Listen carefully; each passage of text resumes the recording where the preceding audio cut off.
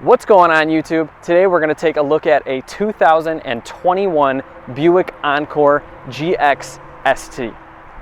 Yes, it's a mouthful, but what I want to find out today is if this might be a good option for some of you out there who are looking at the compact or subcompact SUV market, who want something a little bit more practical, great around town, has plenty of zip, pep in its step, and is a little bit more utilitarian than some might expect.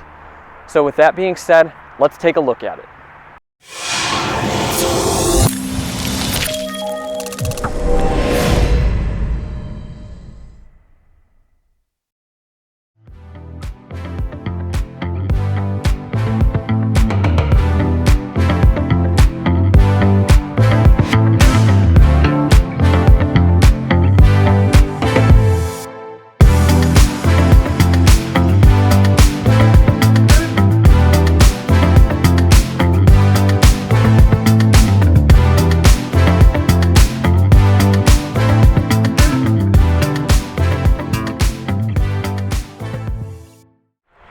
So what Buick has been known for the longest time has always worn this stigma and this badge of, oh, you drive a Buick?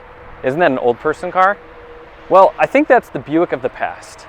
See, the Buick of today is trying to appeal, or is appealing, I should say, to a younger generation like myself. Being a millennial, I find lots to like about this. I like the styling and I like the direction that GM is going in to keep up with the younger crowd, because I think they realize that the younger crowd is now bigger than the older baby boomer crowd who may have been the buyer of the past. But if you don't change and adapt, you will disappear. And I think GM has been doing a really good job keeping up with the times and realizing we have to change, we have to adapt, and we have to make something that's more appealing than what we've ever done. Because when they see sales decline and you don't see as many Buicks on the road, there's a reason for it. So what I'm really curious to see today is how this thing drives. I'm really curious to see the tech that it has. I'm curious to see the ergonomics. It's a smaller subcompact SUV, which is a newer class. Especially in America, we like everything big, and so the fact that people are buying more and more compact and subcompact SUVs and vehicles in general kind of tells you that we might be going into a different direction. And so what I'm really curious to see today is if this is something that I would buy, and to let you know my honest, real-world review, and maybe it'll be something that you'd want to buy. Now, I do really appreciate GM's attention to style. I mean, the hard body lines on here that you can see, the fender arches, this body line that swoops down from the driver's side door on back to the passenger and the rear quarter panel. You know, this big, bold rear haunch kind of steps over, and then you see it again on the front door, and it goes all the way down to the headlight. And all of the other hard body lines that they have on the hood, everything lines up really well, and I really appreciate the amount of detail that they put into it. It's not too busy, but I think it's enough that it'll catch people's eye, and it might be enough to make you realize that this isn't just a regular Encore, and that it's something completely different.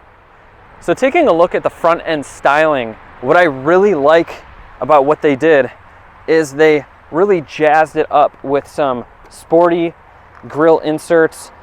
This is passed through here. This is all solid. They do have the chrome, and everything is very symmetrical.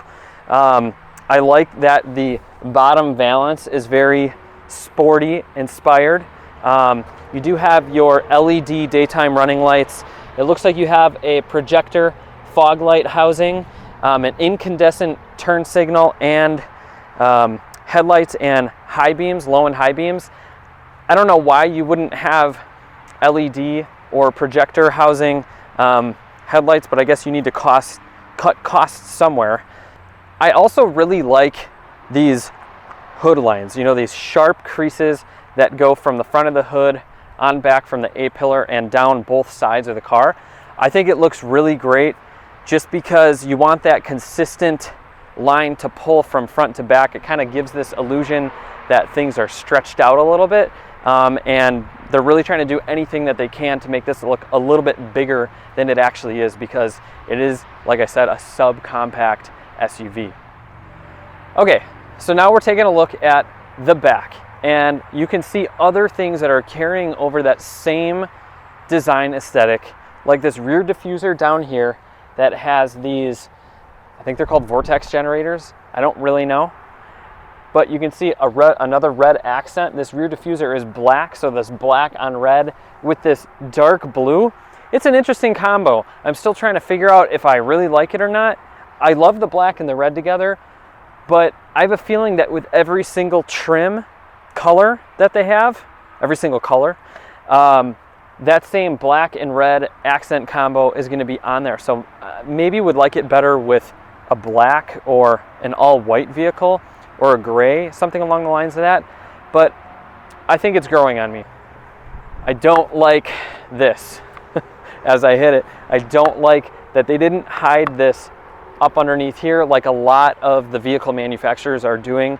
So I am definitely going to zonk that, because I think all manufacturers, especially on a crossover or SUV or subcompact SUV, should definitely be hiding those up underneath and maybe making this a little bit bigger. I also really don't like the antenna. I heard someone say it makes it look like a remote controlled car, and I have to agree. It kind of makes it look toyish, like a toy. But I guess that's kind of the point of buying a subcompact SUV, is you want something small. So to those of you out there who don't mind that, more power to you. Okay, so let's talk about cargo space. The one cool thing is that this is a, if I can find it, it is a power rear liftgate. As you can see, it's got a lot of space in here. It has some room underneath the floor for a small spare, which is awesome. I feel like if you wanted more storage space, you could definitely take that spare out. But what would be the point of that? You definitely have a 60-40 rear split for the back seat, which we'll take a look at once we see the inside. And you do have this cargo cover that essentially is going to hide all of your valuables if you are carrying anything that you don't want other people to see, like my camera gear in the back there. Okay, so let's take a look at the inside of this Buick and see what is different in here from Buick's past.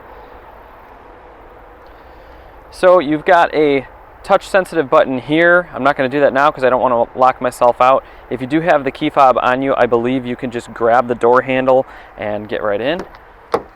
Now I do have the key in here, so it does this really annoying chime and says remote left in vehicle. So I don't like that. I think it's really annoying, but just looking at the switch gear and everything, I mean, it's just all injected, molded, soft touch materials. I mentioned earlier, I really do like the steering wheel. I think the steering wheel feels great in your hands. It is a leather wrapped steering wheel. Has some nice contrast cross stitching here. I like the Buick badge. It's tastefully done, not too big. Something about this V in the bottom always looks good on these steering wheels. You have a pretty decent size infotainment here. I'm not exactly sure what the size is, but I believe it's an 8-inch just looking at it. Coming down here, you do have dual climate control and push button start. So let's go ahead and do that. So everything fire up, looks really nice. The gauges do a nice sweep. So, you know, I think it's tastefully done. You can see here you've got Apple CarPlay, Android Auto as standard. It's a pretty responsive touchscreen, so I like that. Let's see. Closing the door, it definitely gives a nice, solid, cozy vibe. I think the vibe that I get in here, especially being in the driver's seat, is that it feels like you're being hugged. It's very cozy. So you do have a USB-C and a USB and an auxiliary down here with a I believe a 110 volt power port as well. Nice little cubby storage for wallets and keys. You do have the magical automatic start stop off button here, which is amazing. This vehicle does come with the optional all-wheel drive, which is really good. You get the 1.3 liter 3-cylinder engine with about 150 horsepower, 170 foot-pounds of torque, give or take. And it does come with a 9-speed automatic when you have that optional all-wheel drive. So really like that, because all the other options give you a CVT transmission, and I don't like the rubber band feel of the CVT transmission. So that is one good thing about going with this trim and getting that additional all-wheel drive. And really the all-wheel drive and the all-wheel drive is what's going to give you that 9-speed automatic transmission, I believe. Correct me in the comments if I'm wrong. But going back to here, you do have on the door panels, you do have some nice aluminum painted plastic, I believe. All the switchgear, you do have automatic up and down windows for all the windows in here. I do believe. Nope. It's just automatic up and down for the driver's seat.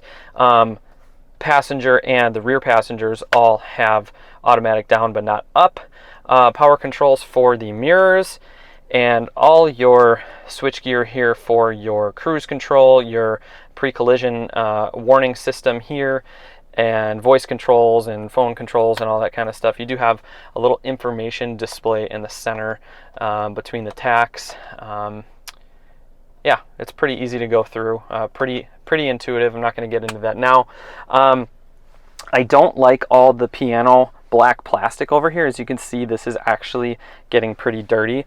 But, you know, it is what it is. Electronic parking brake. You do have nice storage here for some stuff. You have another storage here, some change. It's not much, but you can fit a wallet in there. You do have a decent glove box that's got a bunch of crap in there now, but yeah, I mean, it's a decent space. I do like these cloth seats. I think these cloth seats feel really durable. They do have some contrasted stitching, leather or leatherette. I believe it's leather on the armrest and on the seat backs, on the seat sides, I should say, the bolsters, as well as on the seats themselves. So, okay, so sitting in the back seat, you do have a decent amount of room. I sat behind myself before, even after moving the front up a little bit when I demonstrated the adjustability of the front seat, and there's not a ton of room in here, right? I mean, you're not buying this car because it's a full-size SUV. It is a subcompact SUV, so they give you essentially the essentials. You have map pockets in the back, which is nice. You have a USB and a USB-C there. It looks like there's a blank spot down here where a household power outlet would have been. I don't know why they couldn't have given you that. Maybe it's not for that. There's a little cubby back here though that's kind of hidden. You can put your phone in there. You know, I mean, it's a relatively flat seat in the back here, so you can fit 3 people across. However, I would not want to be the person in the middle because there's a pretty sizable hump in the center. So in a pinch, I think this would work if you're gonna, you know, take some people for a short ride. So now I did figure that most of you would probably want to hear the exhaust because obviously it's a little bit more of a performance-oriented car, So let me go fire that up for you.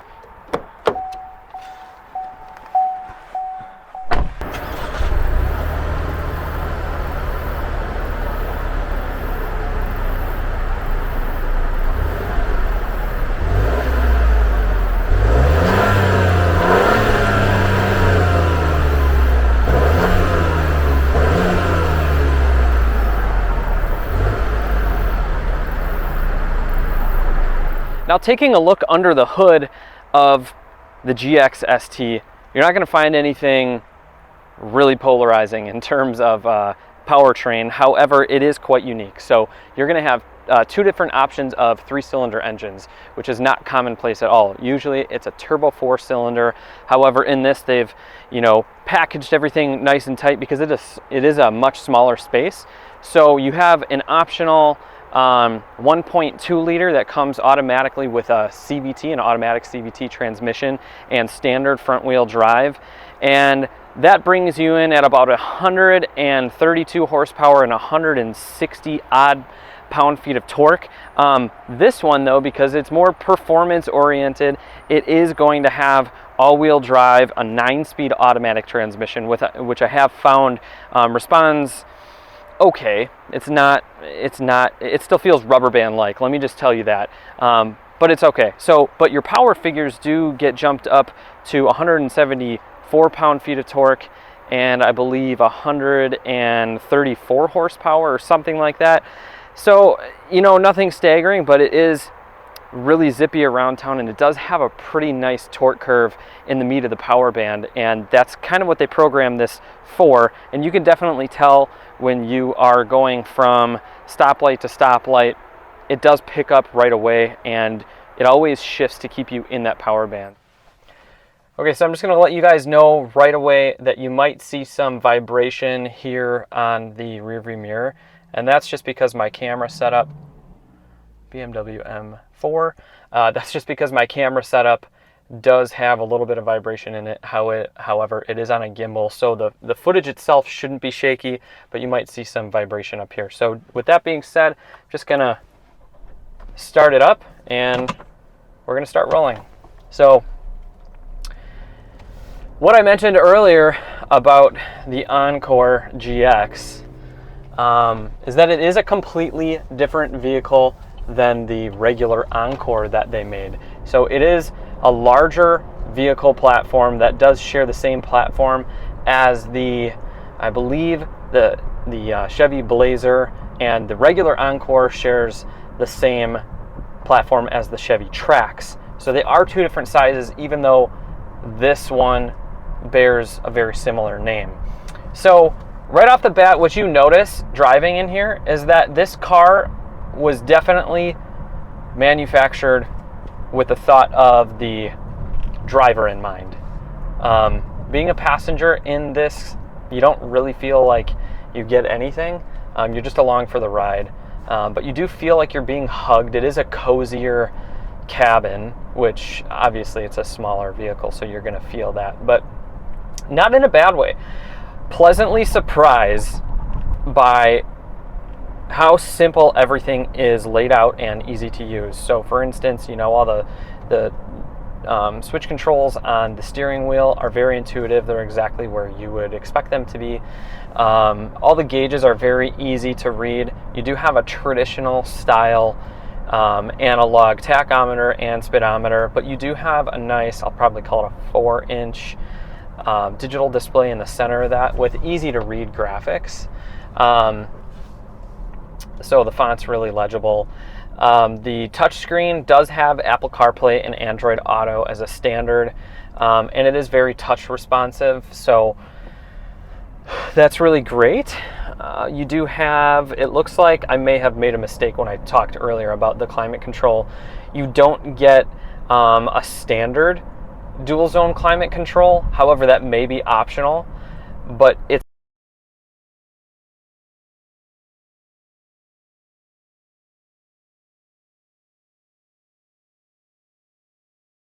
not in this particular model. So one thing I'm not super keen on is that they have heated seats but no cooled seats. And for any modern vehicle, if you're going to give someone heated seats, just add some vents in there and give them ventilated seats.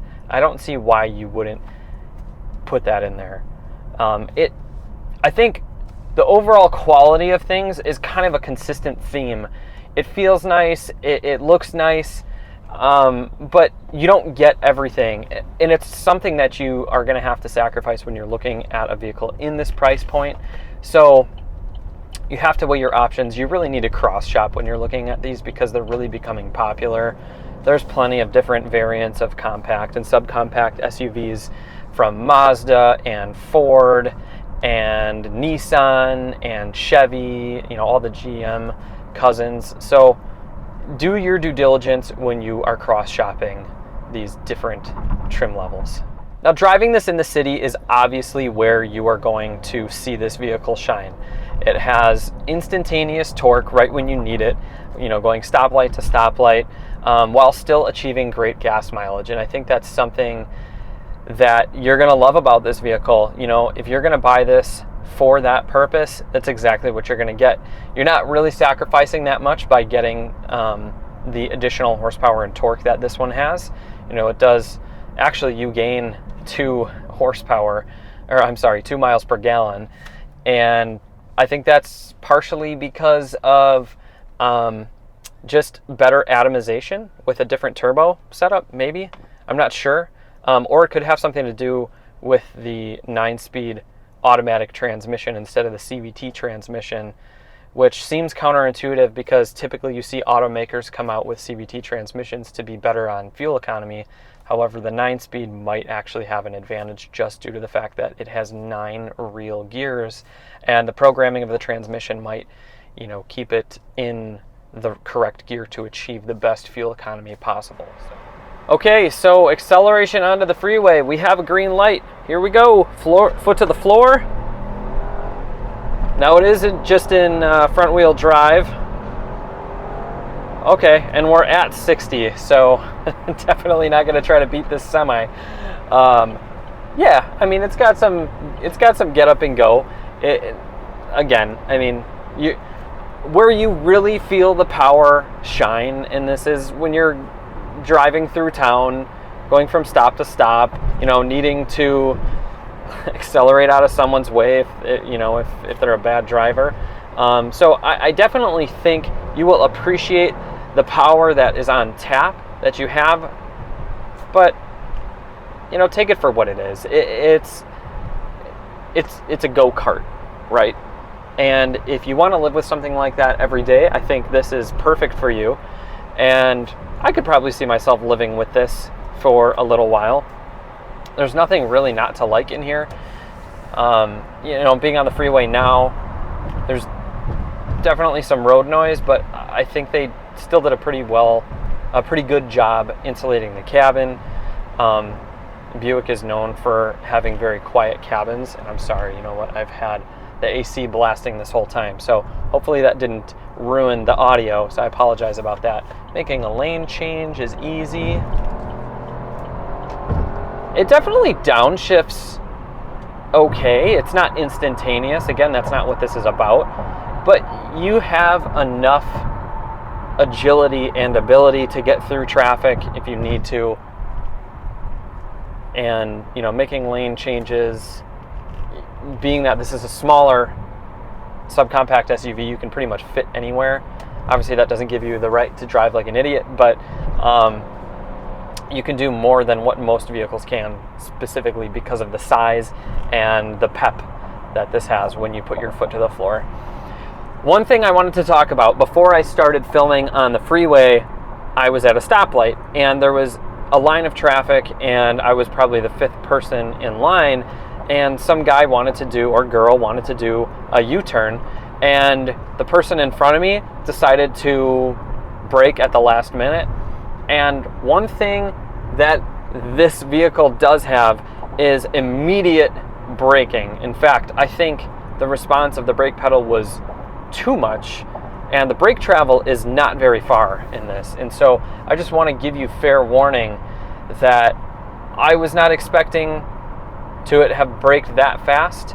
And I get it, in emergencies you want something like that, but I definitely think it's tuned a little touchy, both on the accelerator and on the brake pedal.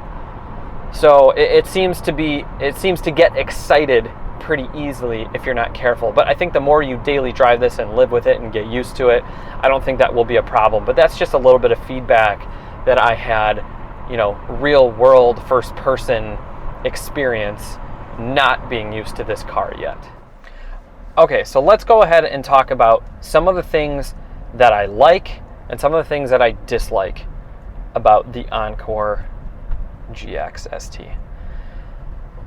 Number one, I'll start with the things that I like. The number one thing that I like is the styling. I think they really did a great job of the styling, and that was their goal. So I definitely think that they achieved what they were trying to do. Number two, I really like the size. I think it's kind of a Goldilocks size in terms of, you know, this isn't a car, a sedan. You also know that this isn't a little pill bug micro SUV. Even though it is a subcompact SUV, it's larger than other things on the market. And I think it's very usable day to day, which is number 3. There's plenty of space for, utility purposes of going on trips and carrying enough people and all of their stuff. So I definitely think they hit that on the head as well. The 4th thing is the comfort. I think, it really is a comfortable place to spend time. And so I definitely think they did a good job there. And then the 5th thing that I like is the power. It's very torquey. It doesn't hesitate to go when you want it to go, and it's very predictable. So that's something that I think other car manufacturers could learn from, is just making something predictable. You don't want to have gear hunting all the time, and you don't want this lag in acceleration and braking, even though this braking is pretty aggressive. Which that's actually going to start the first thing that I don't like about this, is that it's very touch sensitive on braking and on acceleration. So that's number 1. Number 2, kind of similar to what I liked, but is the size. I personally wouldn't want to live with something this small. I drive a truck every day, and I just think something this small isn't practical for everyone. So I do think it has to make sense to buy something this size. Number 3 would have to be, it's kind of boring. The inside is just all black. Yes, they have different textures. They have leather wrapped steering wheel, and they've got injection molded plastic with stitching, but everything is black, besides a few places where they've accented it with, some chrome accents and stuff like that. It's a sea of black, and I think it kind of loses me after a little while. It's just black. So I think we're on number 4 of things that I don't like. It doesn't have a sunroof, and that might be an option. I'm pretty sure it is an option, but this one specifically doesn't have a sunroof or a moonroof. I think adding more light into this cabin by having that would definitely make it feel a little bit more airy, a little bit more open. Again, you kind of feel like you're just in this cave of black, and it's already small, so that kind of adds to that. And I guess the 5th thing is the price.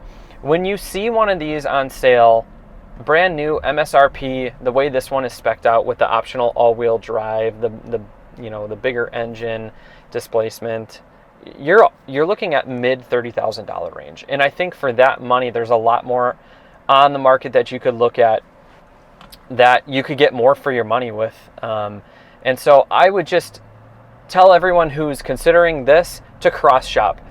Take it out for a test drive, see how you like it, ask for an overnight, and see how it obviously will fit in your garage, but if you live in an urban area, see how it fits in parking spots. You're not going to have a problem with that, but what I mean is get used to it and see if you like it more as time goes on, or if it kind of loses its luster after a little while. So I really appreciate all of you guys sticking around for this entire review. I am back on YouTube now, so I did take a 3-year hiatus, and I'm definitely looking forward to making more videos for you guys. I'm excited. I hope you're excited. So you know what to do. Click the subscribe button, turn that notification bell on so that you get notified every time I drop a video. I don't have a timeline on if I'm going to be dropping every week or every other week. I really hope it is more frequent than infrequent, but I'm just getting started again. So I really thank you guys for watching, and we'll see you on the next one.